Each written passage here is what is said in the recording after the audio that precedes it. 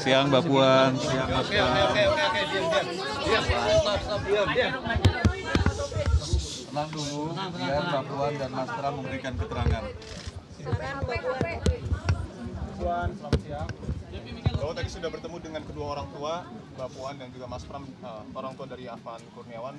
Apa yang kemudian tadi disampaikan? Ya, alhamdulillah baru saja saya secara langsung menyampaikan duka cita yang mendalam kepada keluarga dan kedua orang tua dari almarhum saudara Afan Kurniawan. Dan insya Allah keluarga diberikan kekuatan, keikhlasan dan tabahan dalam menerima musibah ini, dan semoga amal ibadah dari almarhum Afan Kurniawan bisa diterima Allah Subhanahu wa Ta'ala. Amin. Jadi saya juga menyampaikan kepada kedua orang tuanya, insya Allah kakak dan adiknya bisa dibantu sekolahnya oleh Pak Gubernur. Juga kami akan membantu kakak dan adiknya untuk bisa bekerja dan menyelesaikan sekolahnya. Juga saya minta kepada Gubernur untuk dikasih kartu KJB KCMU sampai selesai. Juga karena bapaknya saat ini bekerja sebagai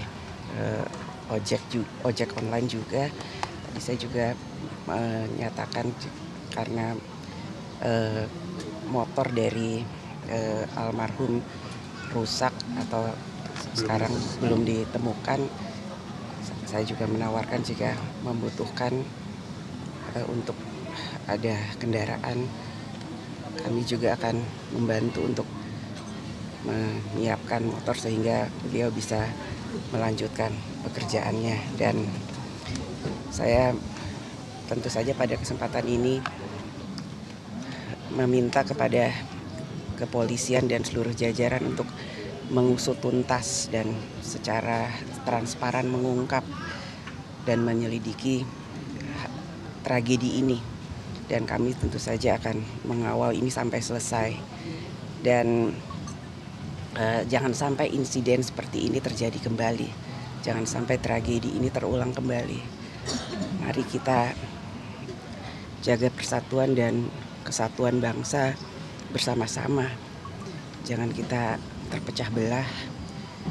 Jangan kita korbankan bangsa dan negara ini. Kita semua rakyat Indonesia. Kita bangun bangsa ini bersama-sama dengan bergotong royong. Semuanya saling menahan diri. Mari kita bersatu untuk Indonesia. Mbak, langkah DPR ke depan seperti apa Mbak, melihat kemarin kan publik cukup bergejolak di ulang tahun DPR sendiri? Ya, Upaya penenangan publik ini seperti apa Mbak? pertama-tama tentu saja atas nama anggota DPR dan pimpinan DPR, sekali lagi saya meminta maaf jika kami sebagai wakil rakyat belum bisa bekerja dengan baik secara sempurna. Kami akan mengevaluasi, kami akan berbenah diri, kami akan mendengar aspirasi rakyat dengan lebih sehat, lebih baik dalam bergotong royong membangun bangsa.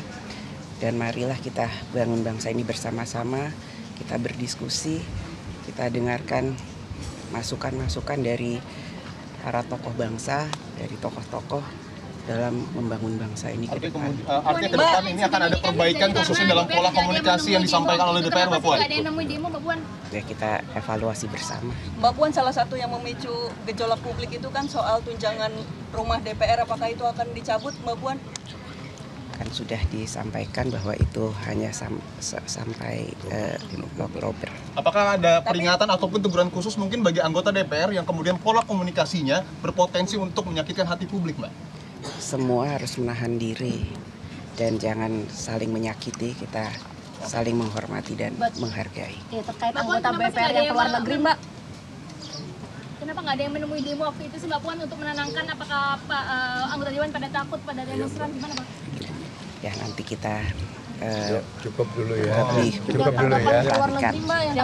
Cukup dulu ya. Sama. Jelajahi cara baru mendapatkan informasi. Download Metro TV Extend sekarang.